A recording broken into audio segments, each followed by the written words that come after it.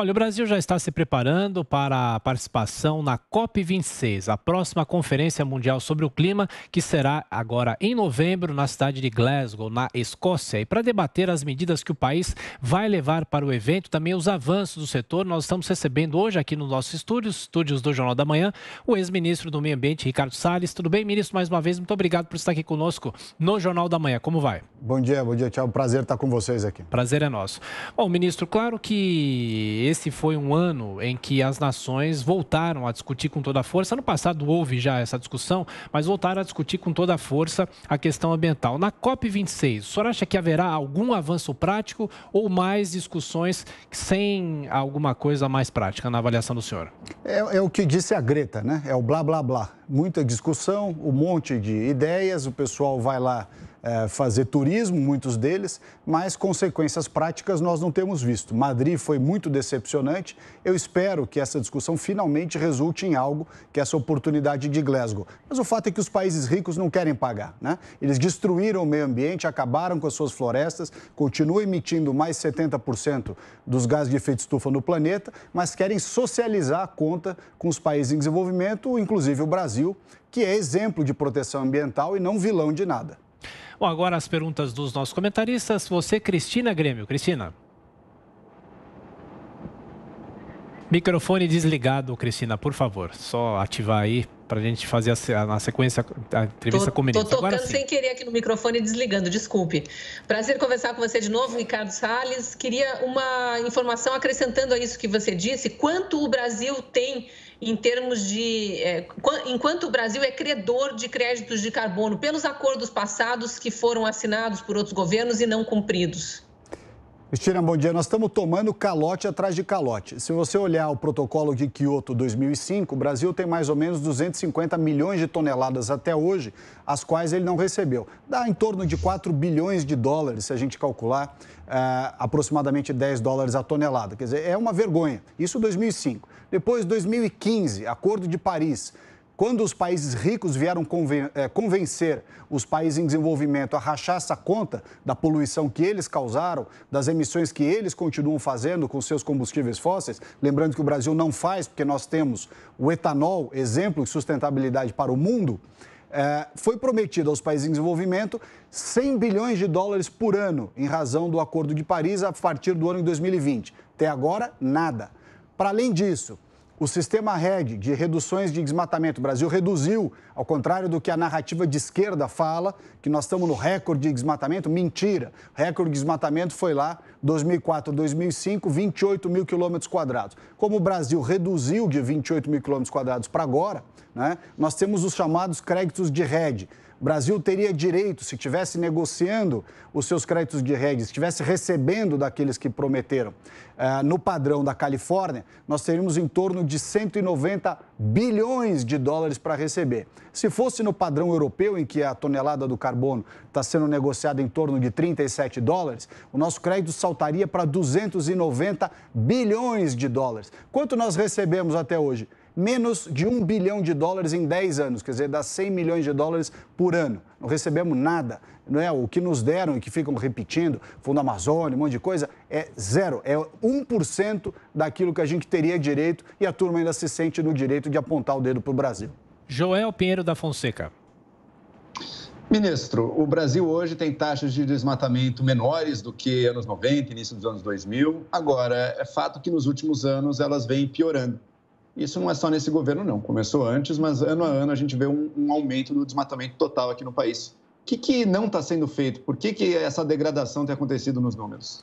Joel, você tem razão. Desde 2012 que o desmatamento voltou a subir, portanto, há praticamente 10 anos. Não tem nada a ver com o governo Bolsonaro. Aumentou nos últimos 2 anos? Sim, mas já vinha aumentando desde 2012.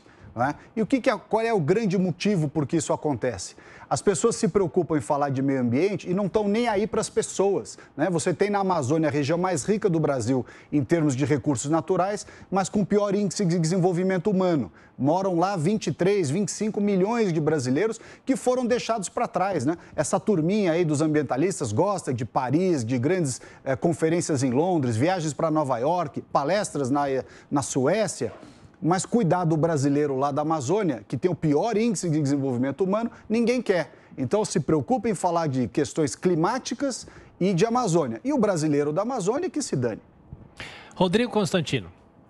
Bom dia, ministro. O historiador escocês Neil Ferguson, que a imprensa rotula como conservador, eu não vejo nunca chamarem historiador de esquerda de historiador esquerdista, mas ele tem um livro chamado Catástrofe, está até em destaque na Folha de São Paulo hoje, parece que ele vai palestrar no Brasil, mostrando justamente que as lideranças mundiais se preocupam demais com assuntos climáticos, né, e negligenciam riscos muito mais iminentes, como pandemias ou como guerras. E aí ele menciona, inclusive, a tensão crescente entre Estados Unidos e China.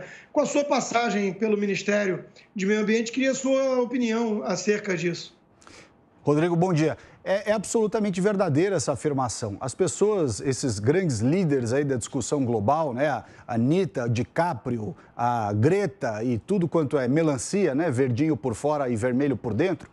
Essa turma gosta de falar das discussões climáticas, mas é incapaz de tomar uma atitude concreta. Exemplo disso está aqui no Brasil. Nós lançamos aquele programa Adote um Parque para 132 unidades de conservação na Amazônia.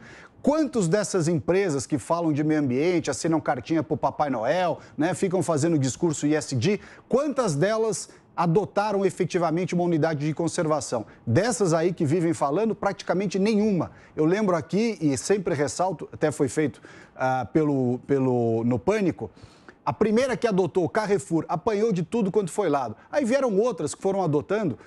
E o pessoal que gosta de fazer barulho, gosta de se colocar como os grandes defensores do meio ambiente, a minha empresa é isso, a minha empresa é aquilo, cuida disso, cuida daquilo, não adotou nenhuma. Bancos, etc., vários desses ditos ambientalistas de palanque não adotaram nenhuma unidade de conservação. E você vê esse mesmo comportamento demagógico, hipócrita, também no campo político, em alguns setores da academia, alguns setores da imprensa, infelizmente. Você tem essa postura de falar muito bonito, mas atitudes bastante aquém. Ministro Ricardo Salles, como o senhor vê a notícia de que governadores que vão à COP26 querem impedir a lei do mercado de carbono? Essa lei é importante para o controle de emissão de gases de efeito estufa. Nós não temos ainda essa lei, por quê? Bom, esses governadores deviam se preocupar em resolver os problemas dos seus estados. Aliás, muitos estados, inclusive, que sumiram com o dinheiro que foi passado pelo governo federal para cuidar na pandemia dos afetados pela Covid. Mas o que a gente precisa lembrar é o seguinte: enquanto não houver uma regulamentação do Acordo de Paris, que é os famosos artigos 6.2 e 6.4, que vão ser discutidos de novo lá na COP26, não tem sentido você criar um mercado regulado aqui no Brasil. Para as pessoas entenderem é o seguinte: enquanto o mercado internacional não começar a comprar créditos de carbono de países ambientalmente positivos, que é o caso do Brasil, os países que poluem mais, né, os países que emitem gás de efeito estufa, sobretudo em razão dos combustíveis fósseis, Europa 15%, Estados Unidos 17%, China 30%, Índia 7%, quer dizer, eles juntos somam mais de 70%. Brasil é 3%, então nós somos credores, nós temos que vender créditos de carbono para eles lá fora. O compromisso no Acordo de Paris era esse. Aqueles que poluem mais, que não conseguirem reduzir as suas emissões, comprarão créditos daqueles mais sustentáveis, no caso o Brasil. O que acontece? Essa é a discussão dos governadores que você se referiu. Os governadores não vão criar um mercado. Aliás, várias empresas que querem vender crédito aqui dentro ou vender consultoria, né, ganhar dinheiro intermediando negócios, estão forçando a mão para criar um mercado obrigatório de carbono. Quer dizer, não se tem nem lá fora. Paris, né, o Acordo de Paris não fez até hoje o mercado internacional de crédito carbono. Vamos nós aqui no Brasil criar mais uma obrigação para as empresas brasileiras terem que compensar obrigatoriamente, ter mais uma despesa, né, mais um item de custo Brasil, sendo que nós só somos 3% das emissões globais. Isso é inadmissível, não tem sentido defender uma pauta dessa, a não ser que seja para fazer demagogia, como certos governadores, ou para vender consultoria, como certos especialistas que escrevem aí no jornal. Recebemos aqui nos estúdios do Jornal da Manhã o ex-ministro do Meio Ambiente, Ricardo Salles. Ministro, obrigado mais uma vez. Bom trabalho. Agradeço, sempre um prazer.